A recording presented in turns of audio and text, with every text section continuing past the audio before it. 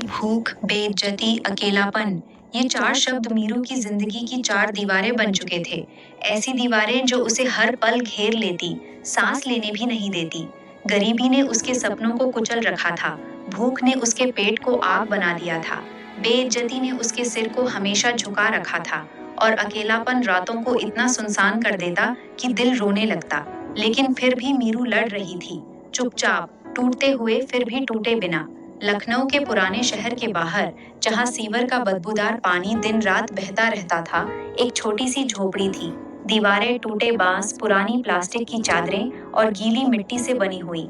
छत इतनी कमजोर कि बारिश में पानी अंदर नदी बन जाता। अंदर सिर्फ तीन पुरानी चारपाइयां, एक टूटा स्टोव, एक मिट्टी का मटका और एक छोटा सा आईना, जो मीरू को रोज अपनी थकी हुई सूरत याद दिलाता।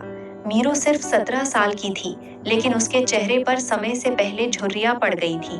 पिता की मौत को 3 साल हो चुके थे। कारखाने में मशीन ने उनका पूरा हाथ नोच लिया था। फिर संक्रमण और खून की कमी ने उन्हें चुपचाप ले लिया। माँ अब दिन रात सिलाई मशीन चलाती, उंगलियां सूज जाती, आंखें लाल हो जाती, फिर भी मुस्कान बनाए रखती। छोटा भाई रवि, सिर्फ 9 साल का, लगातार बुखार और कुपोषण से जूझता। गरीबी सबसे बड़ा जाल था। घर में कभी 3 जून की रोटी पूरी नहीं मिलती। कल रात भी सिर्फ 2 सूखी रोटियां और थोड़ा सा नमक था। मीरू ने अपना हिस्सा रवि को खिला दिया था और खुद पेट पर हाथ दबाकर सो गई थी। भूख उसकी सबसे पुरानी दुश्मन थी। हर सुबह पेट में ऐसी आग जलती कि सिर घूमने लगता। काम पर जाते वक्त वो पेट पर हाथ दबाकर चलती, ताकि गुर्राहट किसी को सुनाई न दे। बेइज्जती रोज का साथी थी। पड़ोस की औरतें ताने मारती, देखो मीरू को, फटी साड़ी में अमीर घरों में काम करती है, फिर भी भिखारिन जैसी लगती है। सहेलियां अब नजरें फेर लेती। स्कूल छूट गया था। अकेलापन रात को सबसे ज्यादा सताता। माँ और रवि सो जाते तो मीरू छत पर चुपचाप बैठ जाती। सितारों से पूछती, क्या कभी कोई आएगा जो इस अंधेरे को हल्का कर दे। सुबह 4 बजे मीरू उठी। रवि बुखार में कराह रहा था। माँ थकी हुई सो रही थी। उसने रवि के माथे पर गीला कपड़ा रखा, थोड़ा गर्म पानी पिलाया और पुरानी हरी साड़ी को कसकर लपेटा। बालों में तेल न था, सिर्फ पानी से चिपकाकर जूड़ा बनाया। बाहर निकलते ही पड़ोस की चाची मिल गई। अरे मीरू, आज फिर वही फटी साड़ी? अंकल के घर मेहमान आए हैं, साफ सुथरा कपड़ा पहनकर जाना, वरना लोग कहेंगे कि बस्ती की लड़कियां काम करने नहीं, नजरें बटोरने जाती हैं।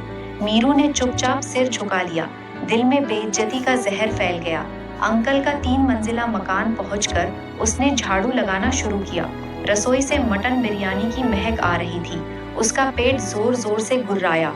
शर्म से चेहरा लाल हो गया। वो कोने में छिप गई। तभी बालकनी से आर्यन ने देख लिया। 20 साल का आर्यन, लंबा, गोरा, साफ सुथरा, दिल्ली के टॉप बिजनेस स्कूल से MBA करके आया।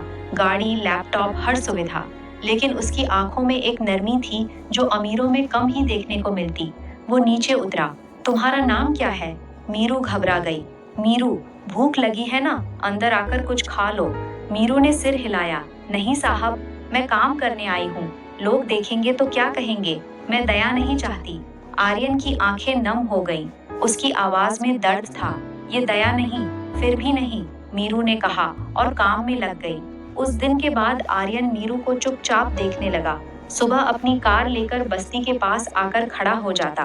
देखता कैसे मीरू थकी हारी निकलती है, कैसे रवि को सहारा देकर दवा की दुकान जाती है, कैसे दुकानदार पैसे न होने पर झिड़कता है, कल पैसे लाना वरना दवा नहीं। दुकानदार की बात सुनकर मीरू की आंखें भर आई थीं। एक दिन रवि बेहोश हो गया। मीरू रोते रोते अंकल के घर गई। एडवांस दे दीजिए साहब, अंकल ने मना कर दिया। मीरू सड़क पर बैठकर फूट फूट कर रो पड़ी। चारों दुख एक साथ घेर आए। आर्यन गाड़ी से गुजर रहा था। उसने गाड़ी रोकी और मीरू के पास बैठ गया। मीरू प्लीज, मुझे मदद करने दो।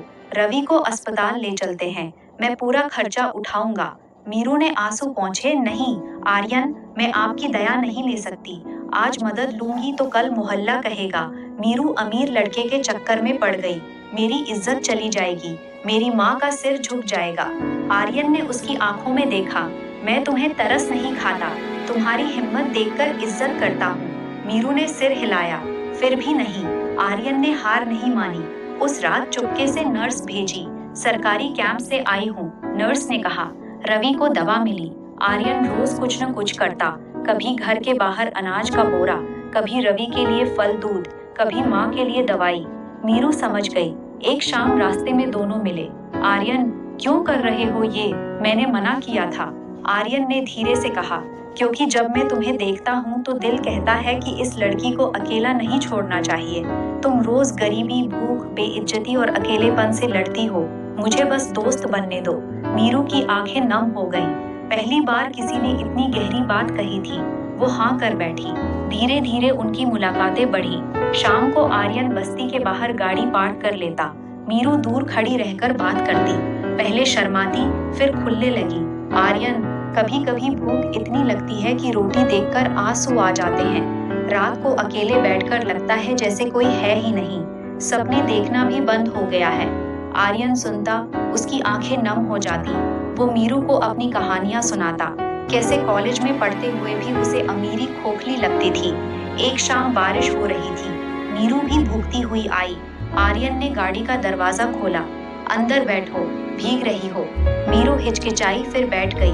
गाड़ी के अंदर ठंडी हवा, आर्यन की महक और उसकी नजदीकी। मीरू का दिल तेज धड़कने लगा। आर्यन ने अपना जैकेट उतारकर उसे ओढ़ा दिया। ठंड लगेगी, उसने कहा। उस पल दोनों की नजरें मिली। कुछ पल के लिए दुनिया रुक गई। मीरू ने शर्माकर नजरें फेर ली। आर्यन का दिल भी अनजाने में धड़क उठा। जब रवि की हालत फिर बिगड़ी तो मीरू टूट गई। रात को उसने आर्यन को फोन किया और रोते हुए कहा, आर्यन, मदद चाहिए। आर्यन तुरंत आया। उसने रवि को बेहतरीन अस्पताल में भर्ती कराया। खर्चा चुपचाप उठाया। माँ को सरकारी योजना बता दिया। अस्पताल के बाहर रात भर दोनों बैठे रहे। मीरू थकी हुई आर्यन के कंधे पर सिर टिकाकर सो गई। आर्यन ने उसे चुपचाप देखा। उसके बालों पर हाथ फेरने का मन किया, लेकिन रोका। दिल में एक अजीब सी नरम भावना जाग उठी। 6 महीने बाद रवि ठीक हो गया। मीरू नाइट स्कूल जाने लगी। आर्यन ने चुपके से फीस, किताबें, यूनिफॉर्म सब इंतजाम कर दिया। मीरू ने एक दिन कहा, मैं जानती हूँ सब आप ही कर रहे हैं। आर्यन मुस्कुराया, तुम्हारी इज्जत रखते हुए। एक शाम दोनों पुरानी जगह पर मिले। अमीरी के बीच का पुल। गरीबी अभी है, लेकिन उम्मीद जग गई है। भूख कभी कभी आती है, लेकिन साथ बांटने वाला मिल गया है। बेइज्जती के जख्म भरने लगे हैं। अकेलापन अब अकेला नहीं। एक नई कहानी शुरू हो रही है। मीरू अब सिर ऊंचा करके चलती है। आर्यन दूर से देखता है और मुस्कुराता है। उनकी कहानी अभी जारी है। एक गरीब लड़की और एक अमीर लड़के की, जहां इज्जत, हिम्मत और प्यार मिलकर नई राह बना रहे हैं। ये कहानी इतनी गहरी है कि एक बार शुरू कर